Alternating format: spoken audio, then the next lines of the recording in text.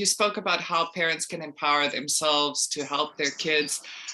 Do you believe that mentors, I know we touched on it earlier, but do you believe that autistic kids and adults should have mentors at a younger age to kind of help them guide through these situations and model it, like you said, as well?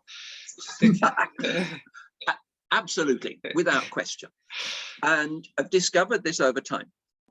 For example, we run groups initially for teenagers on a whole range of topics, from bullying and teasing, making friends, emotion management, being yourself, etc. And what we found, and depression, and what we found, that when we had a group of autistic individuals, they relaxed. When they were with neurotypicals, they felt vulnerable, targeted. They were going to be despised and dismissed and so on. But in a group of autistic individuals, they relaxed. They didn't feel insecure or going to be targeted. And they opened up. And when one of them would talk about, I feel really depressed at times and I cut myself and I think there's no point in living, all the other autistic individuals immediately provided phenomenal emotional support and encouragement and strategies that had credibility. Because others would say, yeah, I felt like that and did like that. But I found that, you know, those and this worked. And the person listened because it came from somebody who's experienced it. And when they said, okay, I'll try it, they were delighted next week to tell the group what they'd done. Because all the group were going, Ray, good on you. And which was very genuine. Yes, that gives me goosebumps, that interaction. Yes, it does. And so what we did subsequently was have graduates from the group come to subsequent groups. So they had been through it and they were there almost as our assistants in the group. Great. And sometimes we would back off and they would go, and some would go, oh, great, brilliant. You're really good at that. And several of them have gone on to study psychology. But we could trust them to explain clearly in autistic language with a credibility that the others really identified. Now, this is actually part of, I'm going to do a quick commercial break. Yes, please do. A book called Been There, Done That, Try This, an Aspie's Guide to Life on Earth, Aspie mentor advice on overcoming daily stresses. So we did a survey, over 300 people. What are your stresses in life? First, anxiety, self-esteem, coping with change, meltdowns, depression, sensory, making friends, etc. So there's about 17, 18 topics. And we got mature over 40 autistic adults to write an essay or advice that what would you like your teenage young adult self to know that you've now discovered? Oh, that's Could you brilliant. let us know what that is? Yeah. Yes. And talk to those people from your wisdom. I've contributed because I give clinical justification and validation. But if you want a good book on how to help autism, it comes from other autistic individuals. Yes. That's amazing. I'm definitely going to order this after our call. But so that's exactly what I always ask all of my autistic allies and, you know, the advisors and the people that I speak with is, what do you wish that your parents knew, or what do you wish that you knew at a younger age?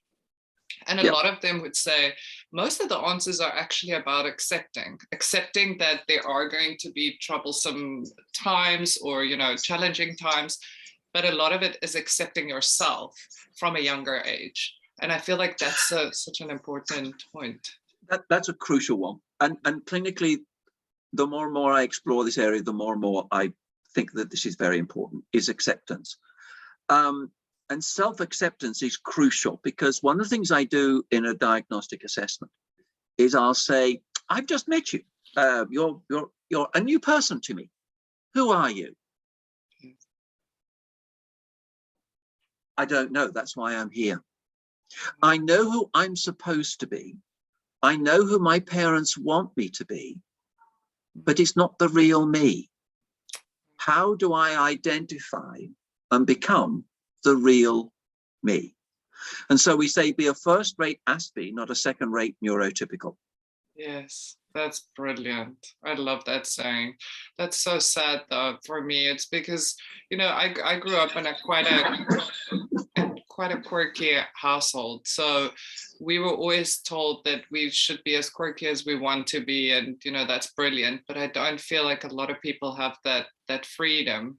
And the masking then increases, and then it leads again to the anxiety, which is something that we're seeing now with our older individuals.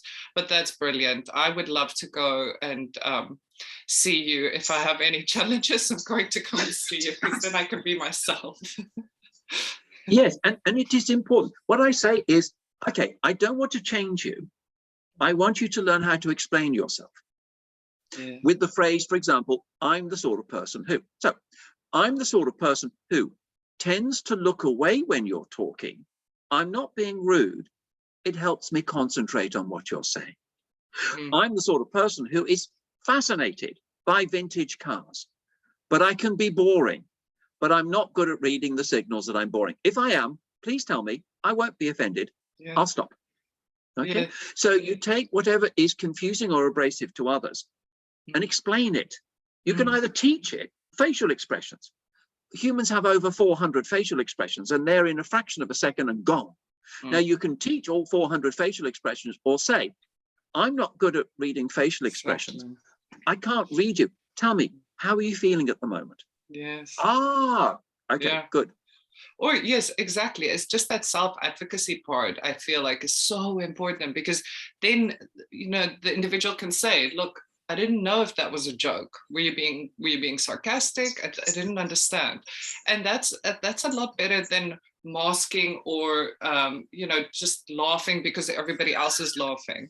I feel like that's a slippery slope to not actually. It leads to not only being fake, but a feeling of, I cannot express the real me. And they won't accept the real me. And the self-doubt and the exhaustion of masking leads to depression. Yes. And that feeling of, I can never reveal who I really am. And I say, yes, you can, slowly and carefully. And it may be someone you trust, and then you can explore how to do that. And then gradually, when you've got confidence, not to everybody that you meet, but you can express the real you, and to be proud of the real you. Because if they did know that, they would know how brave you are, how you've been very imaginative and creative in coping with your challenges, how people have been absolutely horrible to you, to the state of trauma, and yet you keep going. People need to know that.